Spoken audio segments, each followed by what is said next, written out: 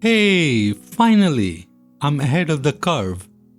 And I'm predicting a complete meltdown of internet over the following article. According to an interview in BBC, Lily Wachowski, formerly known as Larry Wachowski, director of one of the best sci-fi of all time, Matrix, commented, "The Matrix films are about being transgender. That was the original intention, but the world wasn't quite ready." Now, keeping in mind that there is set to be a fourth film in the series, directed by Lana Alone, expected for 2022, this is sure to raise some hell. If you're one of those people who might take objection to it, please keep it in mind that I'm not discussing if your point is valid or not. Well, this is something I'm sure I have mentioned on one of my previous videos. I grew up reading Tarzan, and I never saw it as a white savior amongst black people who were beneath him. Apparently, the implicit message was, put a white man in the jungle and he'll rise to the top. Okay, I might have missed that memo. Another example. I also grew up with Tintin, Asterix, Archie, Phantom, Mandrake. Well, a healthy dose of comic books. How was I to know that Harge started drawing his comic series, The Adventure of Tintin, in 1929 for Le Petit Vingtième, the children's section of the Belgium newspaper run by the Abbe Norbert Wallace, an avid supporter of social capitalism, a right-wing movement. As a young artist, Harge was influenced by his mentors, specifically the Abbe Wallace, who encouraged Harge to use Tintin as a tool for Catholic propaganda to influence Belgian children. My point is, did I pick up on that? Well, maybe I was a real stupid boy. But I never saw any of that fascism. Instead, I saw a young reporter fighting for truth and justice. Fans have speculated about potential meaning behind the iconic films, and Lily confirmed the theory to Netflix. "I'm glad that it has gotten out," she said. The Matrix first hit screens in 1999, when Lily says the corporate world wasn't ready for an allegory, a story that can be interpreted to reveal a hidden meaning about transgender people. But the director says the film has always been meaningful for trans people. They come up to me and say those movies saved my life. I'm grateful I can be throwing them a rope to help them along their journey. Neo, played by Ken Reeves, wakes up to the reality that he's been living in a computer simulation his whole life. His physical body, along with the rest of the human race, is being used as an energy source by AI overlords. When I saw Matrix, I just finished uni a couple of years earlier, and being a huge sci-fi buff and a programmer, I loved that character Neo, who is also a programmer. Yay!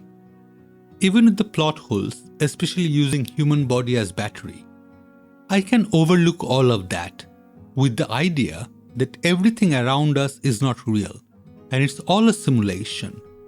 It's an old idea in storytelling.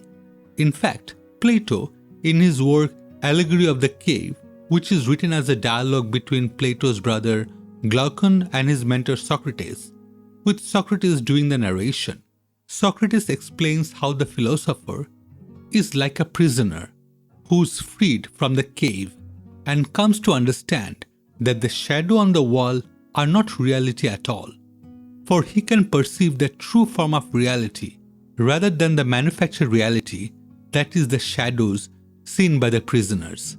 The inmates of this place do not even desire to leave their prison, for they know no better life. The prisoners manage to break their bond one day and discover that their reality was not what they thought it was. Do you see a similarity? Now, I have no idea of knowing if what Lily claimed is really how they felt when they directed the movie. Understanding human psychology, I expect people to behave that way. I have done things to my video without any real reason, but as I look back into them, I can draw a conclusion that it was done on purpose. A real example. I have an old video of one of my early recorded stage magic show, and at one point of crucial misdirection, the stage microphone wasn't working properly. And due to that reason, I called up on the sound guy to fix it, and when attention was diverted to the sound guy, that's when I did my dirty work. It was utter fluke, but if I want to play out how smart I am, I can always paint it as planned. Back to Matrix. I'm one of those ones who thinks Matrix is a single movie that was bloody brilliant, and there are no second or third part to it. And how I feel about it? Well, it remains unchanged how the author meant it to be. Simply put, as an allegory, the author might have meant X, Y, and Z, but as a viewer, all it matters is how I felt about the movie. Honestly, if you have to subject your liking to what the creator has meant it to be, or what their political personal stances are, you wouldn't have much material left to like. My favorite Bill Hicks once said, if you're against drug, go and burn every single music you own, cause you know what? Those guys were freaking high. I do agree. All the musicians I know, they all use recreational drugs. And so do I. Oh wait, I don't want to get in trouble.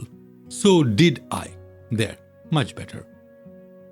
Recently, we have seen some gamers losing their mind over the game Last of Us 2, where a lot of hatred was directed towards the supposition that a particular character is trans, and some YouTubers had made many, and I mean many videos bitching about that idea.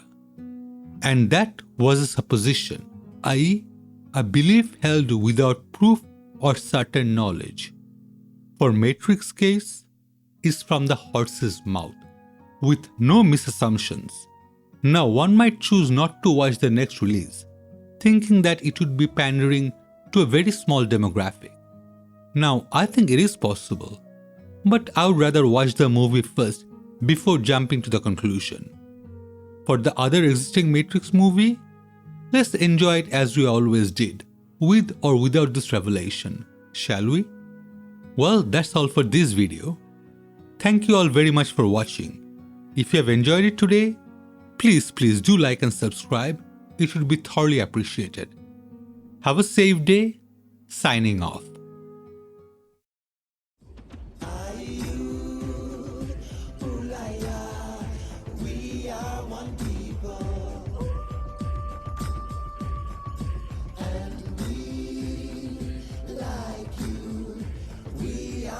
Try.